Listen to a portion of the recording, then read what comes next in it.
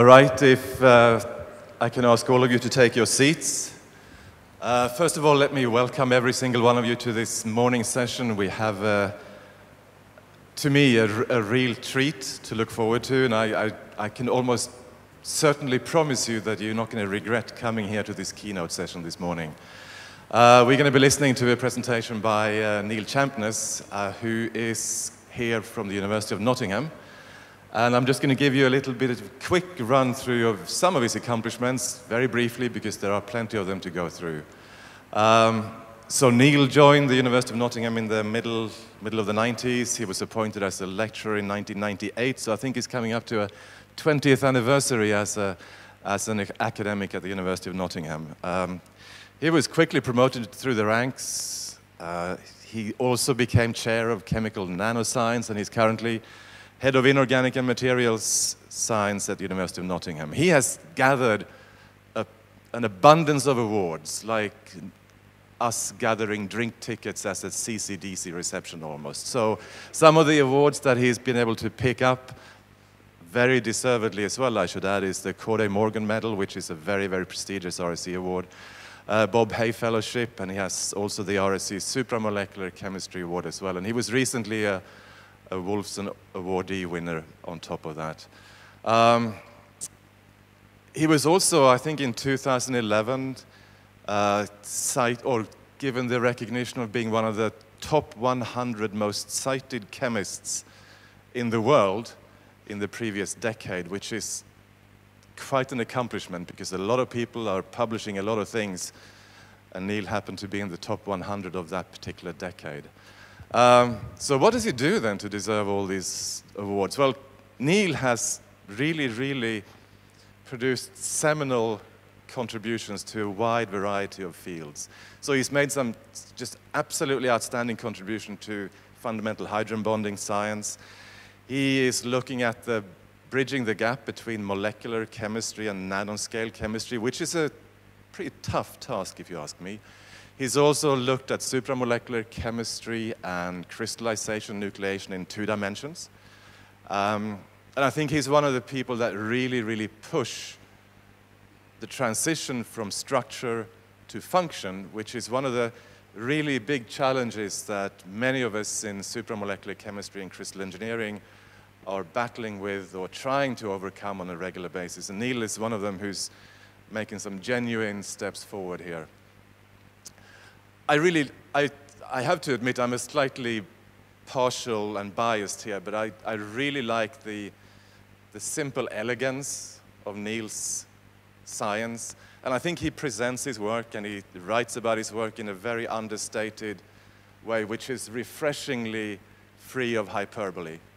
Quite often we see people who really try to maybe exaggerate what they do and place extra importance on what they do. Neil is not one of those guys. He will let the science, to a large extent, speak for itself, and I'm sure you'll agree with me that what he does is just outstanding, elegant, hypothesis-driven work. On a personal note, Neil is one of the most genuine and I think respectful, inclusive, and honest, and nice guys in the area that I've been fortunate enough to meet on my academic journeys, and I think he sort of represents the true definition of a gentleman and a scholar. And I think we're indeed fortunate to be able to listen to Neil Champness' presentation. And I hope you'll join me in giving him a round of applause just as an encouragement for his presentation.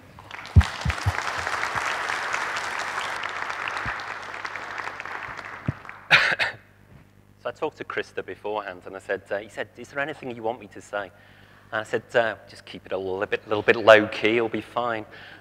So thank you very much, Krista. You are a true gentleman of the field, and indeed in real life as well. We were actually joking a little bit about being one of the most 100, cited, top 100 most cited chemists, which is a ludicrous accolade. I mean, it is preposterous because, honestly, you have no influence over whether someone cites you or not. You know this perfectly well, and I can only cite myself so many times. There is a limit to that. And it's interesting just to put it in perspective. When it came out, I actually came 94th, right? I was 94th on the list. And one of my colleagues in Nottingham is a guy called Martin Polyakov, who some of you will know. He's a genuinely famous scientist, really big deal. And he said to me, he said, enjoy it while you can. This is the only time in your life somebody will congratulate you for coming 94th. And yes, well, he was right, so it's very good. I must confess, before I start, I'm rather nervous about speaking on a platform. And I've been watching people throughout the conference, and there's a reason for this. I do actually suffer from vertigo, I should point out, so there might come a moment where I start swooning and falling over. But it actually goes back about 20 years, actually, where we were holding a conference in Nottingham, and one of my colleagues was talking, and he was a really big guy. Some of you will actually know him, so I won't name who it is, but really big guy, and he was talking. And he walks backwards and forwards as he lectures, as do I normally. You probably noticed I won't do it today. And he walked backwards and fell off the side of the stage. It was quite remarkable. And it wasn't as high as this, because that really would have been disastrous. And the most amazing thing was he just got up, got back on the stage, and just carried on as though nothing had happened at all. It was, well, it was a memorable experience, I have to say, and it's completely put me off talking on stages. I don't enjoy this in the slightest. Anyway, so I'm going to talk to you about what we do in Nottingham, or some aspects of it. So the work in my group is essentially divided into 3 areas. So we work on crystal engineering. So this is a MOF, okay? This is a MOF under all the appropriate definitions. It's potentially porous, all that kind of thing. We also work on hydrogen-bonded systems in the solid state. We do work in solution, and increasingly this is the case, where we work on interlock structures like retaxanes and catenanes. And this is a real growth area in what we do. And then we do a lot of work on surface self-assembly. And it's actually this which is what I'm going to talk about today in the main. So on one level, you'll notice that these look really quite disparate. So if you're talking about MOFs, then this is inorganic chemistry. Retaxanes like this is organic chemistry. And this is most definitely physical chemistry, or indeed physics. And this is quite disparate. And if you ask people in my group, what sort of a chemist are you? Actually, most of them will tell you they're organic chemists, which is at the head of inorganic chemistry is incredibly embarrassing. And they're probably right, though. We do a lot of organic chemistry. So what brings all this together? What's the underlying idea of what we're trying to achieve? So what we're trying to do is to organize molecules with respect to one another in the solid state, in solution through interlock structures, or in 2 dimensions on surfaces. So if you have a molecule here, how do I put a molecule here, or here, or here? How do I organize those molecules? And actually, if you think about crystal engineering, then that's what we try to do. We try to understand how we position molecules in the crystalline state. And we just try and do that in solution, which is significantly harder, I would suggest, and on surfaces. So I am an inorganic chemist by training. That's my background. I'm a coordination chemist, or was when I was a PhD student. I did ruthenium and osmium phosphines and arsenes, which I would never do again. And despite that, I'd always had a slightly sneaking admiration for organic chemistry. And this is very hard used to be very hard for me to admit, because in the UK in particular, inorganic and organic chemists are very different people. They, on all kinds of levels. I'm now incredibly aware that I'm being recorded, so I'm going to shut up on that. But there are real different cultures. But I always admired organic chemistry, or certain aspects of it. And so particularly this work here. This is by George Whitesides, but it's also an area where there were big contributions from David Reinhardt, and also a guy called Mark Maskell as well, who did exceptional work in this area over the years. And what they did was they looked at molecules based on melamine. This is melamine here, and cyanuric acid, okay? And if you functionalize these in an appropriate fashion, you can make tapes and rosettes and all kinds of intricate structures. And personally, I always thought this was beautiful chemistry. And it relies, of course, on this triple hydrogen bond between these two molecules.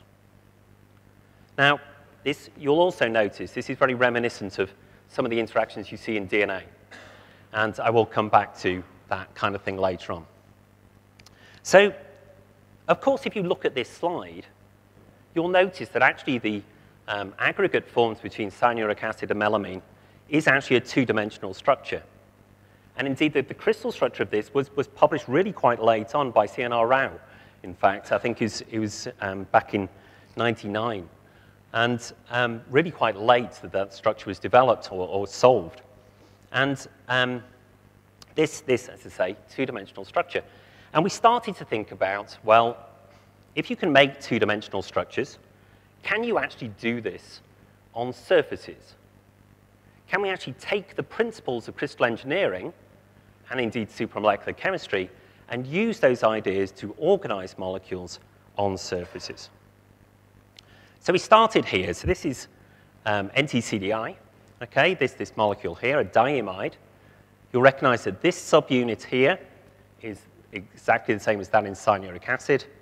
And the crystal structure of this, when grown in the vapor phase, actually, we grow these by sublimation, which will become important in a second. Then you form this structure where you form these one-dimensional chains where there are double hydrogen bonds between adjacent molecules.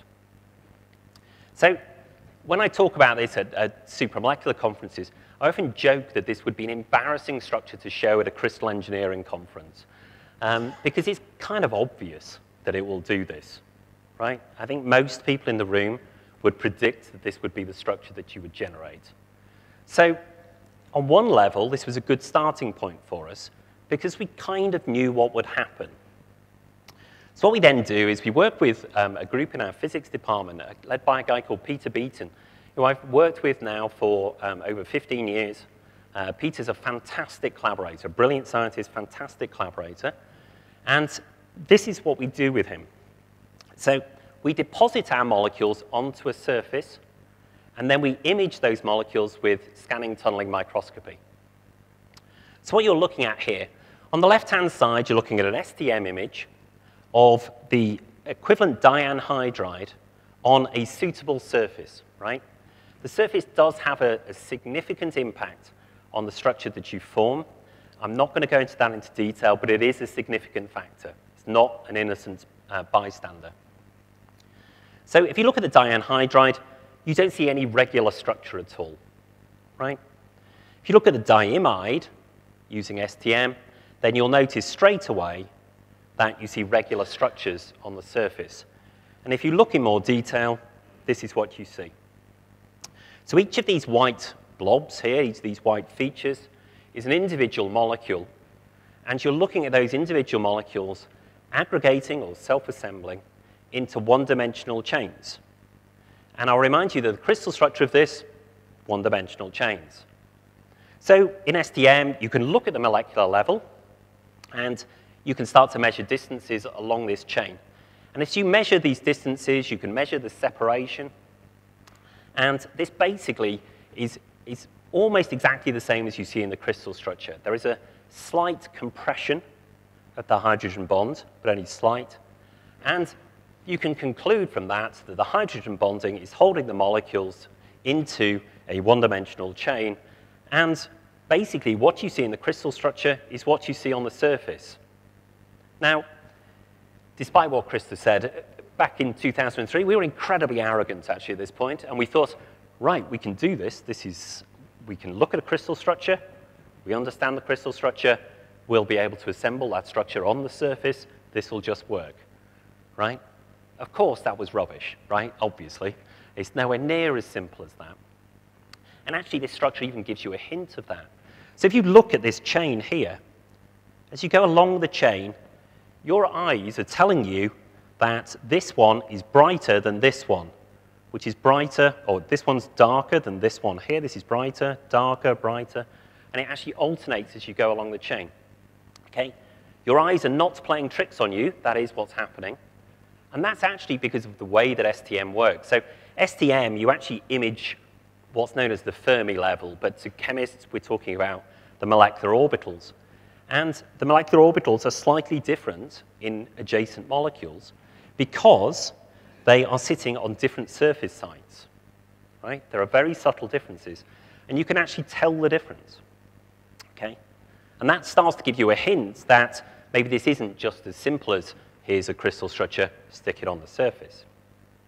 However, of course, we didn't realize that really at the time. And so we carried on, and we went back to what Whitesides and Reinhardt had done. And we looked at combining melamine with, again, a diimide, slightly longer diimide. This is chosen because it actually has commensurability with the surface that we're using. And this should adopt a triple hydrogen bond between the melamine and the imide. Then each melamine should have 3 of these longer PTCDIs around it. You should put another melamine at the other end here and make a honeycomb structure. Okay? That's what you should see. So again, deposit these molecules onto the surface, and this is what you see. And you see honeycomb structures. Okay? And the honeycomb structures actually can grow over surface terraces. So this is a couple of 100 nanometers across. And you can look in more detail here. And here you see the honeycomb structure with the images, the features you're seeing are actually the PTCDI, but you can see 3 of them coming together where there is a melamine. Now, this was also a bit of an eye-opener. At this point, I've done a lot of crystallography in my time. This actually tells you what's different between this type of technique and crystallography. The thing about looking at systems on the molecular level is you see everything that goes wrong, right? Everything that goes wrong you see. So for example, over here, there's a missing molecule, right? We're missing a molecule there. Why are we missing a molecule? Okay, kind of ridiculous. In a crystal structure, you wouldn't be able to tell that, right? And crystal structures, I have the greatest respect in the world for crystallography. I use it all the time. It shows you an average picture of what is happening in your material, okay? STM, scanning probe microscopy, shows you what's happening at the molecular level, and there's a distinct difference between the two. So this particular system here, we now have this honeycomb structure. We have pores within the structure. These are 2.5 nanometers across, which is either big or small, depending on who you are. Material scientists tend to think that 2.5 nanometers is small. Chemists tend to think that 2.5 nanometers is big. Take your pick. I don't really have an opinion anymore. So essentially, we have these perhaps large pores, okay, across the surface. Now, I've worked on MOFs. If you have pores in MOFs, you try to stick something in the pore, right? That's what you do. So we tried to stick something in the pore. And in this case, we went for C60. Okay, so C60 is been very well studied by surface scientists. Its surface chemistry is very well understood. And this meant that if the experiment went wrong, at least we'd have some idea what had happened. So this is what happens, okay? So you get aggregation of C60 molecules within individual pores. So you can see it here. This is a 3-dimensional representation of this image. And the honeycomb network looks like an egg box, essentially. Okay? And the C60s are just aggregating in individual holes. And if you look in more detail, this is what you see. So here there are 7 C60s within each pore. There are 1 in the middle, 6 around the outside. And there are 7 because it fits the size of the hole. That's it. There's nothing more dramatic than that. It's just the right size and shape for the pore. So this was kind of interesting. And at this point, you can start to think, well, if you can put C60 in here, C60 is all very well. It's a nice molecule. But what if we could put something in with properties? Perhaps we could organize those properties across a surface at the molecular level and then try and use it for something. And straight away, we went for single molecule magnets. Can we put single molecule magnets into our pores We'll make an array of single molecule magnets. You'll have the perfect information storage device, and we'll revolutionize computing and blah, blah, blah. All that kind of thing, right? Now, obviously, that's what everybody would say, and it's a little bit more challenging than that.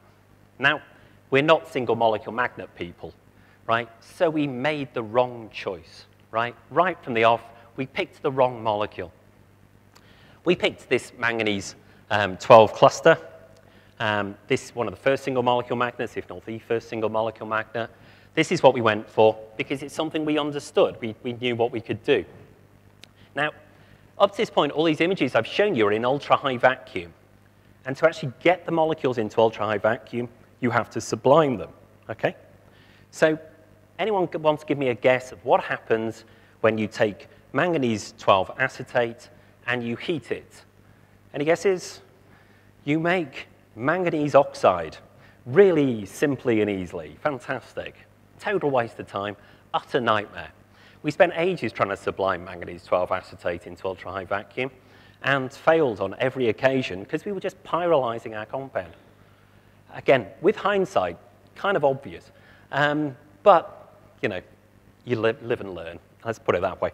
So over a period of time, we were still working in ultra-high vacuum because we didn't know how to make these structures from solution, and I'll come to that in a second.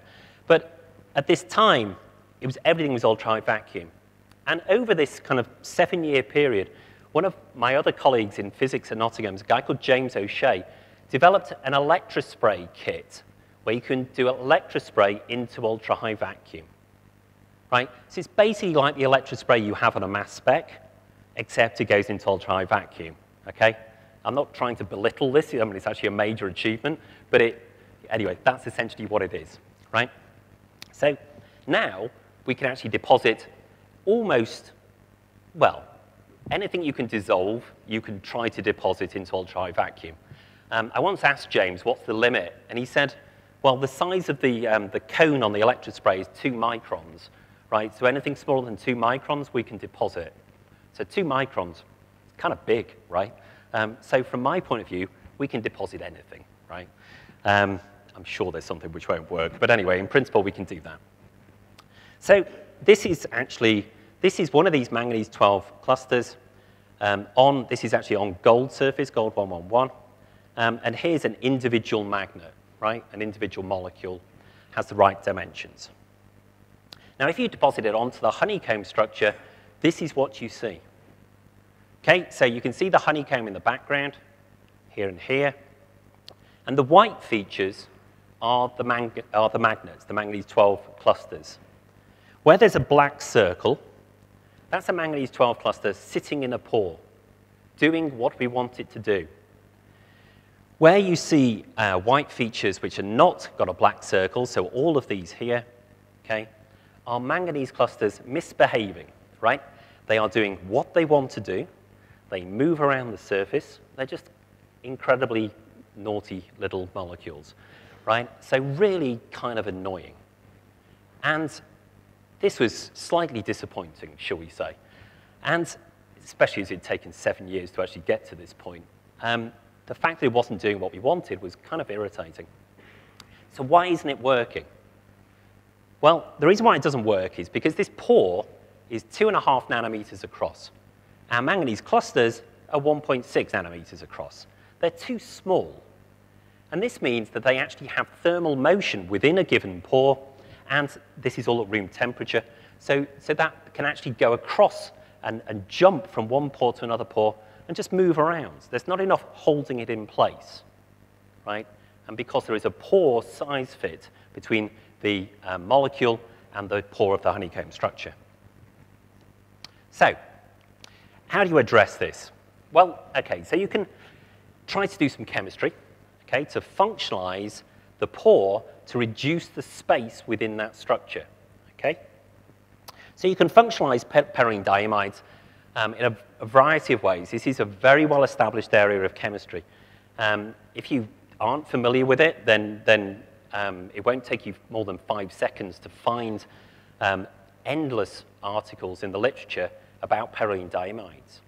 And this is because they are industrially important molecules. So these are dye molecules, right? They are highly colored. They have very interesting electrochemical, photochemical properties. And actually, one of them is known as Ferrari red, right? So it is called Ferrari red because it's the same red as Ferrari Formula One cars, and actually was used on Ferraris in their paint up to a certain point. They now use something else. I'm not sure what they use now. But they are this very intense red color, or some of them are. In fact, you can actually tune them to a high degree. And you can see this from the image in the middle here, where we can actually tune the color across the visible range by changing the functionalization of your molecule by substituting in what's called the Bay region, okay, which is this bit here, right? You can actually change these oxygens into sulfurs. You can functionalize in this position here, which is called the ipso position properly, or as in some papers called the headland position, next to the Bay region, which, you know, taking the Bay region was bad enough, let alone the headland. So you can do all kinds of things. And in fact, this one here, this is actually a black compound. This absorbs right across the visible range and into the near IR. They're kind of cool molecules, and we do a lot of work on those separate to what I'm going to talk about today. Okay, so you can functionalize these systems. And you can look at those. And we saw some slightly surprising things. So straight off, so this very simple molecule, just got these propyl appendages on this molecule here. And this actually forms a honeycomb structure of its own accord. Okay? Forms a different hydrogen bonding arrangement, forming this threefold vertex that you can see here. With hindsight, this looks like a sensible hydrogen bonding group. There's nothing particularly odd about this. And it just hadn't been seen before and hadn't been anticipated. It's actually quite sensible. And it forms a honeycomb of its own accord. You can add melamine to this and expand the pores and then have a essentially restricted pace because of the appendages. So we can start to do that. Okay. All of that was in UHV. At this point, we actually had a collaboration with a group in St Andrews in Scotland, and a guy called Manfred Buck. And his part in our collaboration was that he said, we will make these structures from solution, right? And we said, it's one of those things you write in a proposal, and you think, yeah, okay, we've got 3 or 5 years or whatever it was. I'm sure we'll get there. He did it in 6 months, right? And all he does, actually, is you take a wafer of whatever your surface is, and you just dip it into the solution of your molecules. And it kind of works, which is a little surprising, but it works really well. And Manfred did a lot of work, or his team did a lot of work developing that. And you can make our PTCDI melamine structure across really large ranges, basically across entire wafers. And he started to look at thiol absorption. This is actually on a gold surface, and he could deposit these thiol molecules, and you can actually see how that works. So we thought, okay, well, we'll work in solution. So we worked with Manfred, and we looked at this molecule here. So bigger appendages. We're trying to reduce the space inside the cavity, right? This is really badly behaved, this particular system. So you can see here, here's the SDM image. What a nightmare. Really difficult to see what's going on, really unpleasant. So we thought, okay, well, we'll carry on regardless. And we'll put C60 into this. And you start to see nice regular structures. And you can see the C60 molecules. C60 is really good to see, okay, in these types of experiment. But you'll see straight away, there you go, 7 C60s. How can you have 7 C60s when you've got this large appendage on the side of your molecule? You're supposed to be restricting the space, and yet we've got 7 C60s. What is that? Okay? And we had an exchange with Manfred where Manfred challenged the purity of our compounds. Now, it's like, you know, insulting your daughter or something. I mean, it's kind of slightly rude, you know? Are you sure your compounds are pure? Yes, I'm sure my compounds are pure, you know? Do you mind? Really kind of rude. And we had an exchange for a while.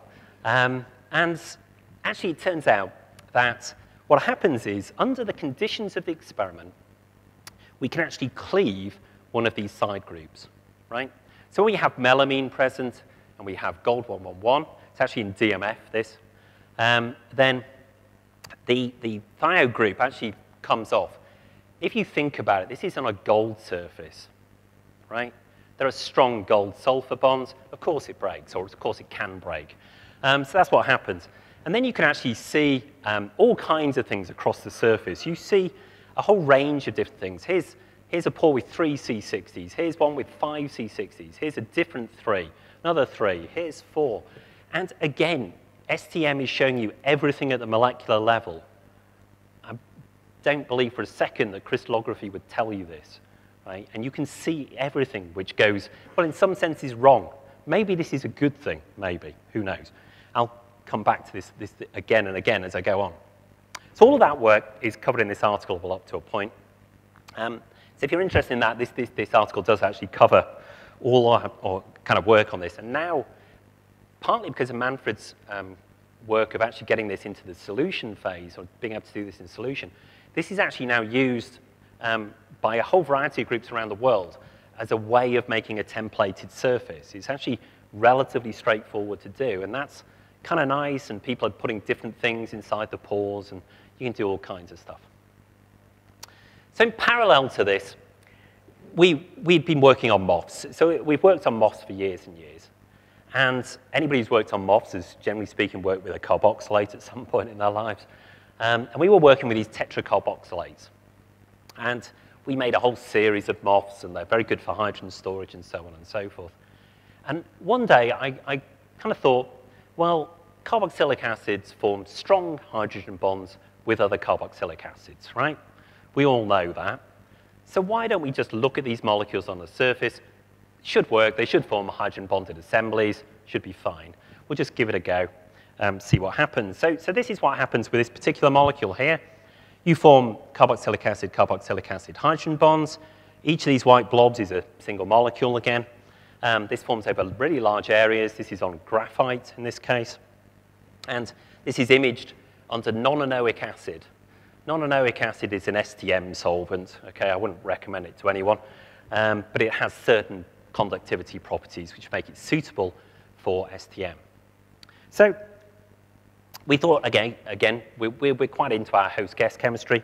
And there's a paper back in the 80s in Helvetica Chimica Acta, where people talk about using coronene, this molecule here, to template isophthalic acids. So this N group here is isophthalic acid. So 6 isophthalic acids should fit around coronene. So the paper is quite interesting. They talk about it, but don't prove it, which is slightly weird. And, but they're right. The dimensions are correct. And so we thought, OK, if we add coronene, will it form a different structure with 6 isophthalic acids around the coronene? So it does. You add the coronene. Here you can see the coronene. And here are the 6 groups, 6 molecules around it. We totally transform the structure. And you can do this either by adding coronene at the start or coronene after you form the previous structure. And the whole network transforms very rapidly. So we thought this is nice. Being MOF chemists, we had a whole range of these tetracarboxylic acids, right? Because you vary pores and that kind of thing. So we had a whole range. So we thought, OK, we've looked at the system with 4 phenyls. Let's look at the system with 3 phenyls. We thought this is going to be, relatively mundane. We'll pan out the paper a bit. And here's what you see. So I actually want to spend just a moment with you looking at this particular image. Okay? So I have a friend in New Zealand, a guy called Lyle Hanton, who some of you will know, who says to me, looking at STM is like looking at carpet. And it is, right? So if you look down, right, at the carpet, you'll be able to see anything you like in the carpet. If you look at it long enough, you'll start to see, images of, gods and all kinds of things. Whatever you want to see, you can see in the carpet if you stare long enough. That's also true for STM. So if you look at this image, then what I want you to do is look at the bright features. The bright features are individual molecules. Look at one of those. Move to the next molecule. Any direction, I don't care. Keep moving. Move again, right? And you will see that there is no translational symmetry. right? There is no translational symmetry in this system. Now, as a crystallographer, this is pretty weird. I know, I see Andrew Goodwin in the audience. He understands this kind of thing. This is really weird as a crystallographer because we are attuned to looking for translational symmetry. Go and look at the sodium chloride thing out there, right? And you'll see translational symmetry. And we automatically assume that there's translational symmetry, right? This doesn't do that. Now, how weird is that, right? Really peculiar. When we first wrote this, we submitted it, and we called this a glass. Structurally, I think this is a glass, right? Thermodynamically, it might not be. And the referees came back and said, this isn't a glass. You can't call it a glass. And the editor of this particular journal said, if you don't call it a glass, call it something else, we'll accept your paper. So obviously, we thought, we don't care what it's called. Just accept our paper. That'll be absolutely fine. But it's a glass, right? OK. So it's, yeah, controversial, I know, outrageous. Actually, the referee had a point. Thermodynamically, it's unproven whether it's a glass, actually. So why is it doing this? What's going on?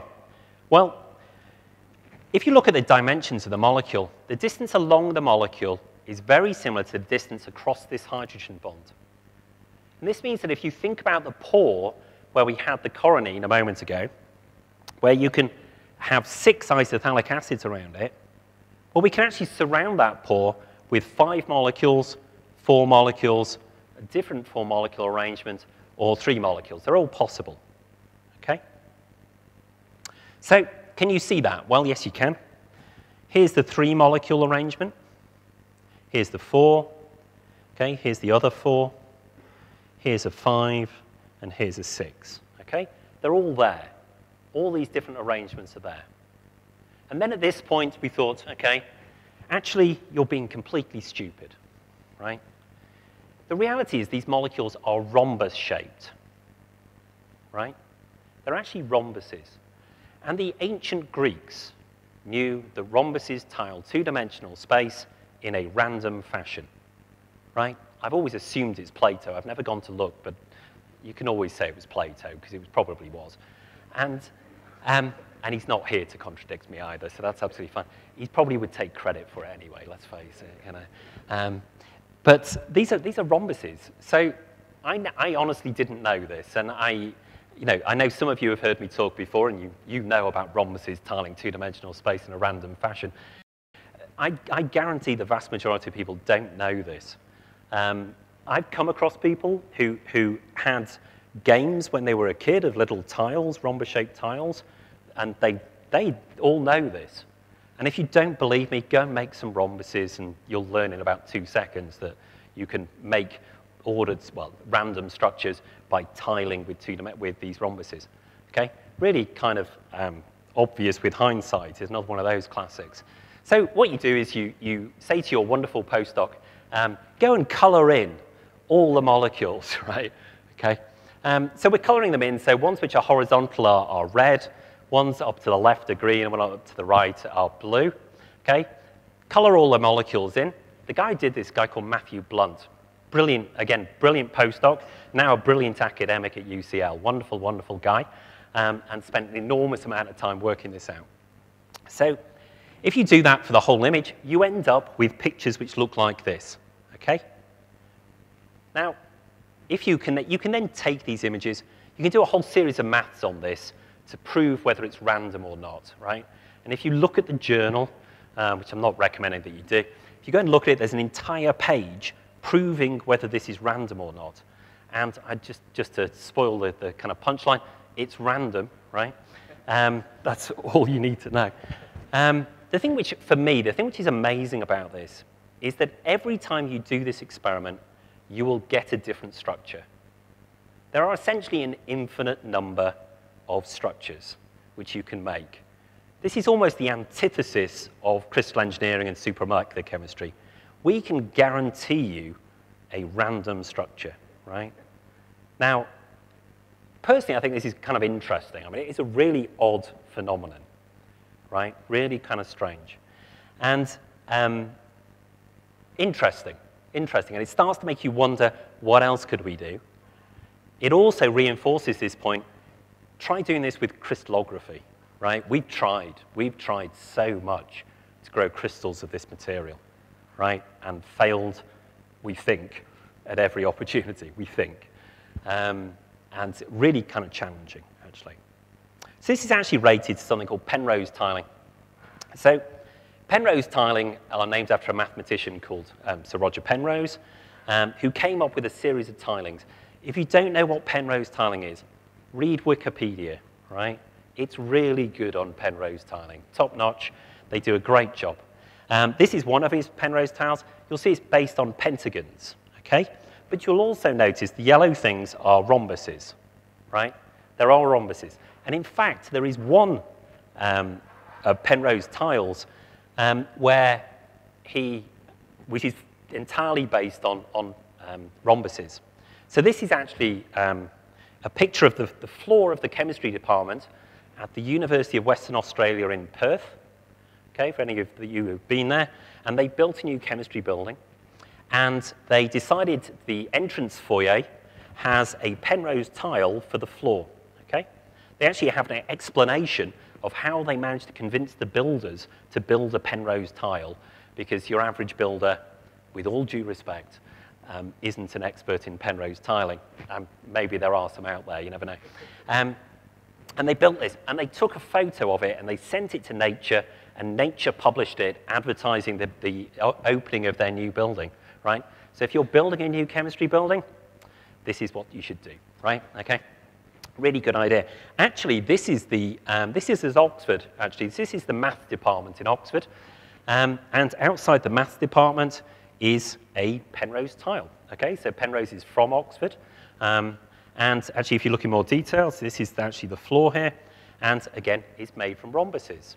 Penrose tiles, slightly different from our system. There are two different types of rhombus, right? There's a fat rhombus and a thin rhombus.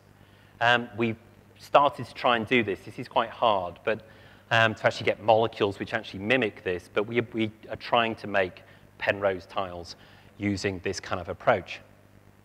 So I'm just thinking about the time, but so my son is 17 years old, right? And wants to be a mathematician. Right? He's just taken some of exams, did very well, actually. In maths in particular, he's just taken one of his A-levels in maths. And he actually wants to go here to go and study maths.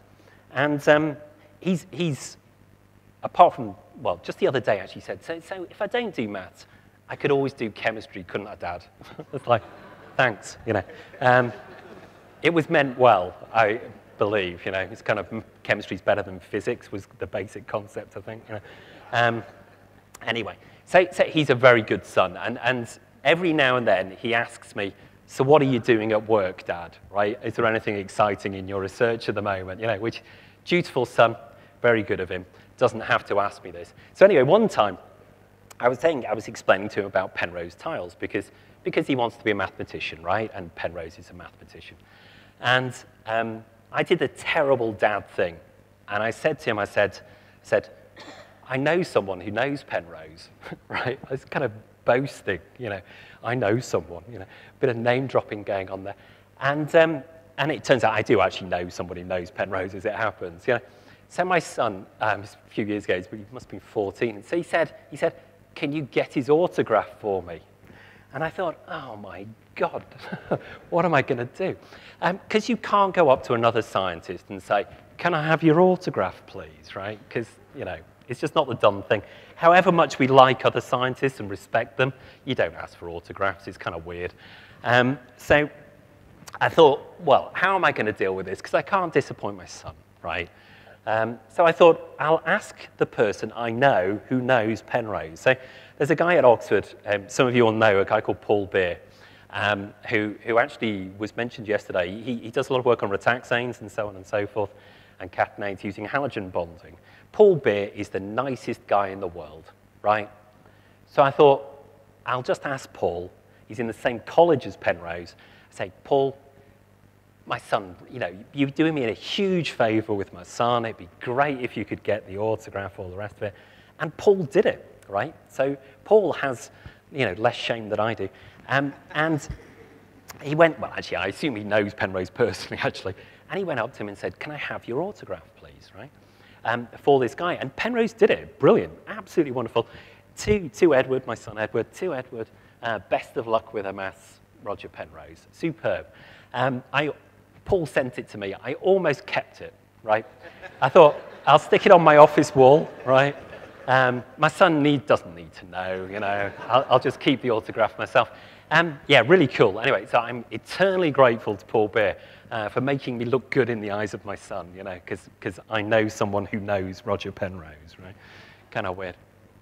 Anyway, that's enough about that. So you can actually look at these systems. You can vary the degree of randomness. You can actually measure this. It's affected by solvent. It's affected by temperature. It's affected by all kinds of different things. You can create these different structures. You can also think about this as a porous system, right? So in contrast to the previous system, this has 5 different types of pore, right? So we can put C60 into there. The bright features of C60, you can see them here. And this image, again, this image is a little bit on the strange side. So if you start to look at this, look in between the C60s, and you see some really quite fuzzy features. This is unusual in STM images, right? Looks a little bit strange. So we looked into this a little bit further, and actually you can follow and actually look at these systems in detail by looking at a step edge. So this is a step edge on the surface. These are very useful because they're a fixed point, right? So if you look at that fixed point, and then you can actually watch what happens as you deposit C60 onto our random network. And you see, this is actually a random network in the background. And as you've got the C60s here, if you look in between the C60s, you can see this different contrast, right? And you can actually measure the apparent height, as it's called, across there. And you will see that actually you have your random structure, and you have a second layer growing in. Right? There is actually a second layer growing in around where the C60 molecules are. Now, I'm sure many of you have actually thought by this point, why doesn't he grow crystals away in the 3rd dimension? Right? Well, of course we tried, and we could never really do it. We could never actually observe the 2nd and 3rd layers as you move away from the surface. And we actually understand why now. But, and it's because they're less strongly bound than those which are actually attached directly to the surface, right? So here you're actually growing a second layer in. So you can actually see it grow over large areas, okay? And you grow this second layer. And you grow the second layer because the C60 acts as an anchor point, right? It sits in the pore, and then it allows the second layer to grow around it. Now here I've drawn the second layer directly above the first layer. That's not necessarily true, actually. The second layer can also be random in its arrangement, so you don't directly mimic the first structure. So you can, here we have a random structure with a second random structure on top of it. The kind of number of possibilities is really quite dramatic, right? Really significant. And there's a whole breadth of chemistry that could be explored here, and again, because you're using scanning probe microscopies. So I mentioned DNA right at the start. We've obviously been aware that certain DNA bases have similar hydrogen bonding capability, and that opens other possibilities up. So we started thinking about porphyrins as tiles. We started to get into tiles because of rhombuses, and we thought about porphyrins as a kind of a 4-fold scaffold where we could put different hydrogen bonding groups around the outside and then use those to create structures. And we started to think about sticking DNA bases on the outside. So we started with thymine. Anybody who's worked on DNA bases, thymine's the way to go. It's the easy one, right? All the others have their problems. Guanine, what a compound, unbelievable. Don't do guanine chemistry is my advice. But thymine, we can do this. We can make this molecule here, and this should form a strong hydrogen bonding interaction with adenine. Okay? So we can grow crystals of our model compound here, and it forms a thymine-thymine hydrogen bond, as you would expect. We deposit our tetrathymine compound onto a surface, and we form a square grid type arrangement through these thymine-thymine hydrogen bonds, okay? So what happens if we add our adenine compound? Well, the adenine compound should break up these thymine-thymine hydrogen bonds because thymine binds more, or preferentially, to adenine than it does to itself, or at least that's what we're told, okay? Well, it does, okay? And this is what you see. You actually see the structure break up. This is a very complex system, but this is the model arrangement where actually you see this is Watson-Crick hydrogen bonding here, okay? But this is Hoogsteen hydrogen bonding. And you actually see a combination of things. It's not a simple process at all. Very complex and really not that predictable. However, the basic principle applies. So we can start to think about how do we actually work with these systems. And we are now working on this. We can make the tetraadenine porphyrin. We can make the tetracytosine porphyrin. And where we're really going is we'd like to be able to substitute each position around the porphyrin at will, right? And if you think about it, you can vary each of these positions with a different DNA base. So we can have porphyrin, adenine, cytosine, and guanine. And we can put them, in principle, we can put them in each position. This is easier said than done. And actually, there are 57 versions of this, 57 isomers of these compounds, if you bear in mind the surface breaks the symmetry of the molecule. So that's a bit tough, right, making 57 different things, especially if it's in a one-pot reaction. That's what's called a bad idea. So we don't do that, and we try to do it systematically. So where are we going with this? Well, again, so we've seen Penrose tiling. There's also a mathematical function called Wang tiles, right? So again, look at Wikipedia if you want to know more about Wang tiles. The basic principle here is that in this particular molecule, if you think about his fourfold symmetry, right? And in this particular arrangement, there are 5 different versions, okay? There are different colors representing different contact points between different tiles. And you should be able to create ordered tiled structures with many different components, right? And that's something that we're trying to challenge. It'd be interesting to think, I'd be interested to know how many different components have people successfully combined in one self-assembly step, right, and then managed to characterize it. How many different things do you think people have managed to put together all at the same time? So I reckon the world record, we used to hold the world record, but the world record now, I think 5, right? 5 different molecules. Now that's pretty rubbish, isn't it?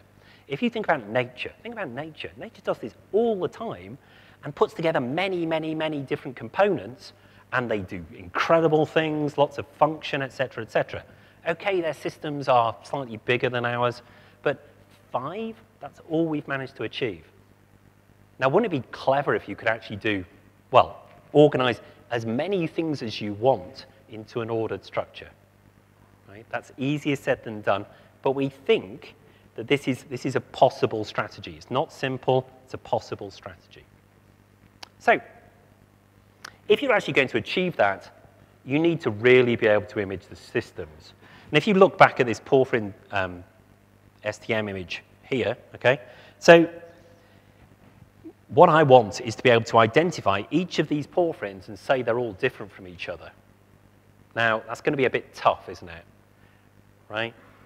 I think with normal STM, you're going to see this blob, and you're going to go, yeah, okay, that's that porphyrin, whereas this one here, that's that porphyrin.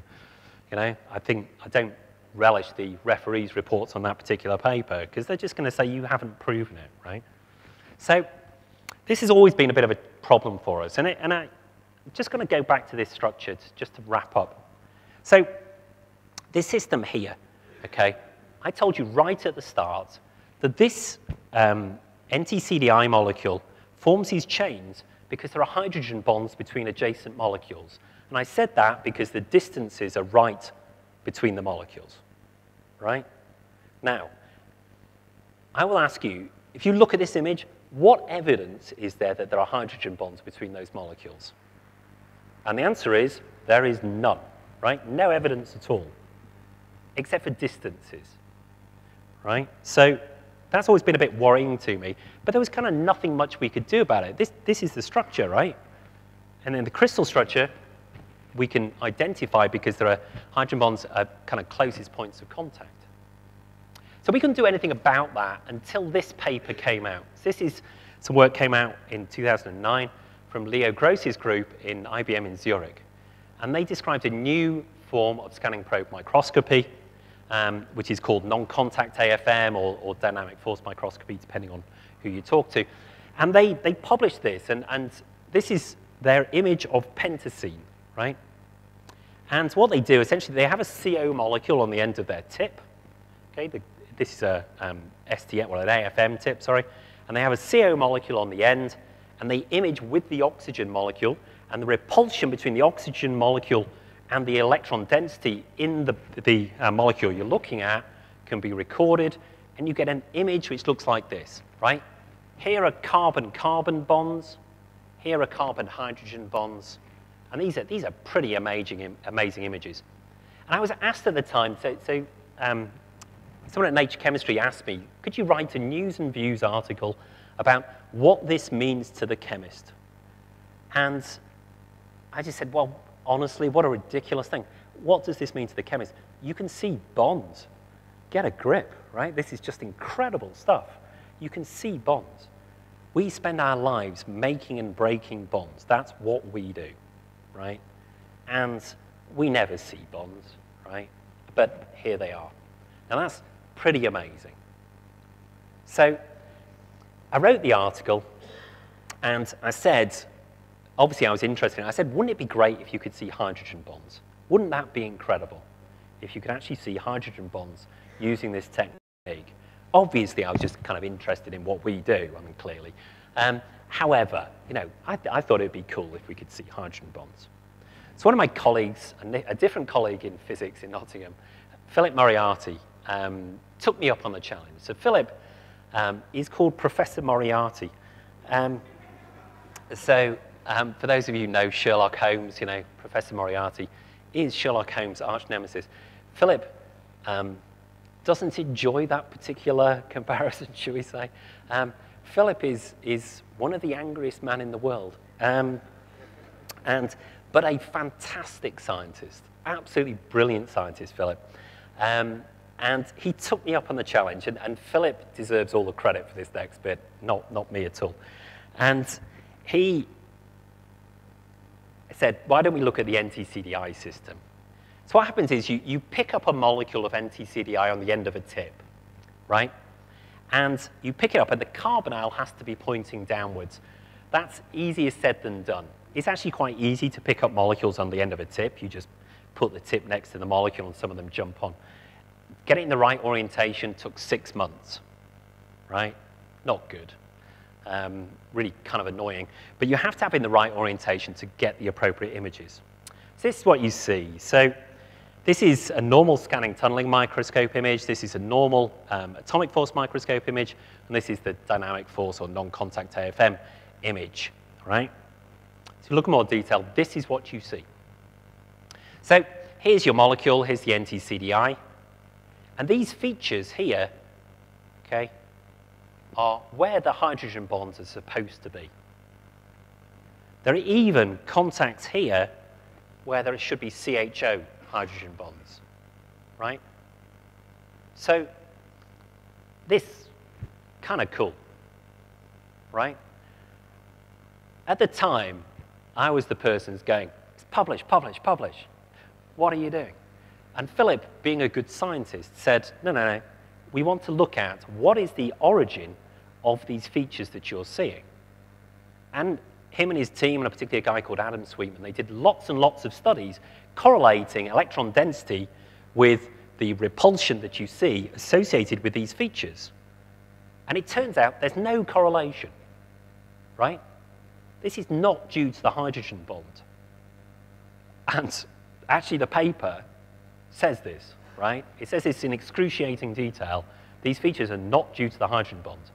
Now, again, if you look at Wikipedia, I don't own shares in Wikipedia, but if you look at Wikipedia, look up hydrogen bond, this is what you see, right? And these are not due to hydrogen bonds. It's kind of the most ironic picture you've ever come across in your life. They're not due to hydrogen bonds. So why do you see them? Well, the reason why you see them is because even at low temperatures, as this is done, then the molecule on the end of the tip still has thermal motion. It still rocks slightly. And what happens is as you bring it towards your molecule, right, towards the end, where the oxygen is here, okay, as you bring it towards it, the molecule on the end of the tip is repelled. You measure that, and it rocks to the nearest point of contact. The nearest point of contact is along the hydrogen bond. So essentially what this does is it detects the nearest points of contact. Now, if you think about what you do when you look at a hydrogen-bonded crystal structure, what do? You look for the nearest point of contact. You might argue there is no difference whatsoever. I couldn't possibly comment because Philip will kill me. So it's still a very good way of identifying where the hydrogen bonds are. And you can tell exactly what's going on at the submolecular level. And this, in principle, this has enormous potential. This is still quite time-consuming to do. As I say, this took 6 months to actually get the first images. But this has enormous potential as a technique where you can get images which are akin to what you see from a crystal structure, except you see it at the individual molecule level. So I'll just leave you with that thought. I have to thank enormous numbers of people because obviously I just swan around the world doing things. But loads of people have worked on various aspects of this over the years. Lots and lots of people in my group, and chemists, and particularly in this particular talk, lots of collaborators in physics, so particularly Peter Beaton, who, I say, been a fantastic collaborator for many years, Philip Moriarty and Adam Sweetman, who have done the non-contact AFM images at the end. Matt Blunt, who actually I collaborate with now, he was a postdoc, did the rhombus tiling. Now he's a lecturer at UCL, and we worked on the porphyrins with him. A whole bunch of people. Manfred Buck at St Andrews. There are people who give us money as well, which is very nice of them. And finally, thank you very much for the invitation, and thank you for listening.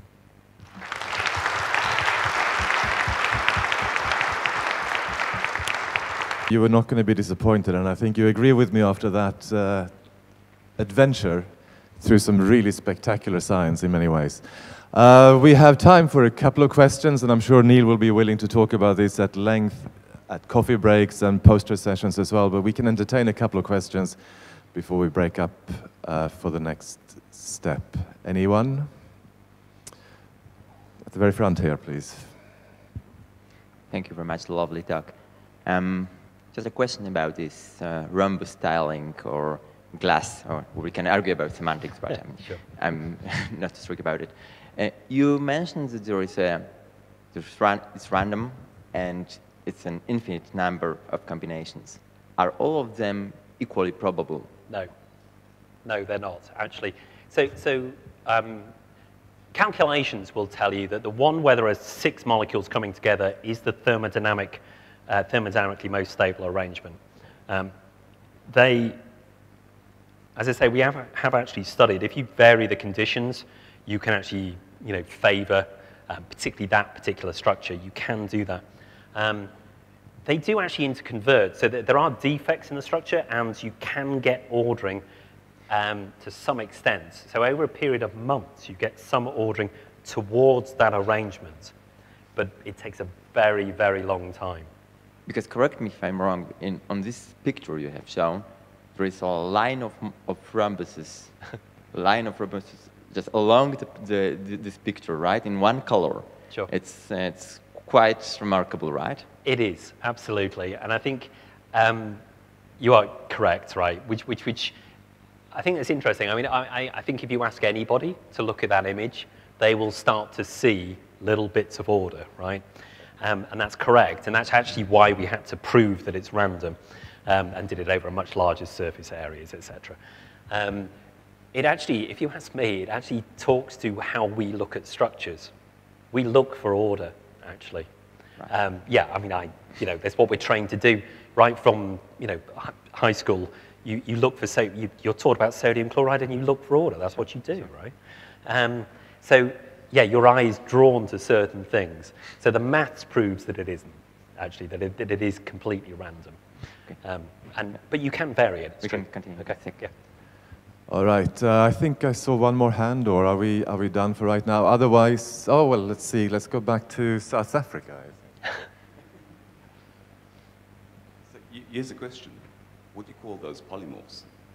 Two-dimensional polymorphs? Or would you call it an amorphous material? And would there then be an infinitely many number of amorphous materials? So I would call it an amorphous material, actually. Maybe I should call it a pseudo-polymorph. Well, on that note... I'm not going there, no, absolutely. Polymorphism is actually a very, it's actually a really, really important phenomena in these types of structures, because I have a colleague at Oxford who actually always asks, so is that representative of the bulk or not, right? So, because again, it comes back to what we're saying. You look for the perfect image. Of course you do. You don't show the worst image you have. What planet are you on? So, people do that. But actually, polymorphism, incredibly important phenomena in two-dimensional assemblies. Incredibly important. And we can see it all the time, more or less. Most structures, there are some polymorph, even if it's 1% of the material. Yeah. So that one, amorphous. Okay. It better be quick. Yeah. Nice talk. Thank you very much. You talk about functionalization, but functionalization of these materials like magnet or mechanical mechanical molecules. Do you go forward about that? Okay, so the magnet stuff we're still working on. Actually, there are other directions. I haven't talked about this, but so all of those molecules are dye molecules, right? Or the vast majority are dye molecules, and they have fluorescence, photochemical properties. Then there are potentially applications in sensing, right? Now, we couldn't do that on those particular substrates because they're all metallic, and they quench the fluorescence of any of the molecules, right? And we use the metallic surfaces because STM requires a metallic or a conducting substrate. Now, actually, very recently, AFM, not non-contact AFM, but normal AFM, has advanced, and we can now look at things on insulators, and we can actually measure the fluorescence of our networks and how it is affected by the packing, the structure, et cetera, et cetera. So we are actually now working on these systems as sensors. I think that's more likely to work than the magnet side, to be honest, but I could be wrong. All right, so just before we wrap up, I think we need to break. You can probably ask Neil afterwards. So before we wrap up completely, can I ask Kumar to come up with a token of appreciation, I believe, from the local organizing committee? Should we play some music? Do we have any music? Can we have Land of Hope and Glory? Nothing?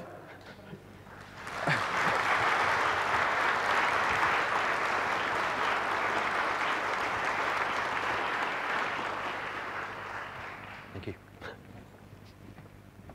So thank you very much. And like I said before, Neil will be around for a few more days as well, so he'll be happy to entertain questions. Thank you so much for coming. Full house first thing in the morning. Excellent choice. Thank you.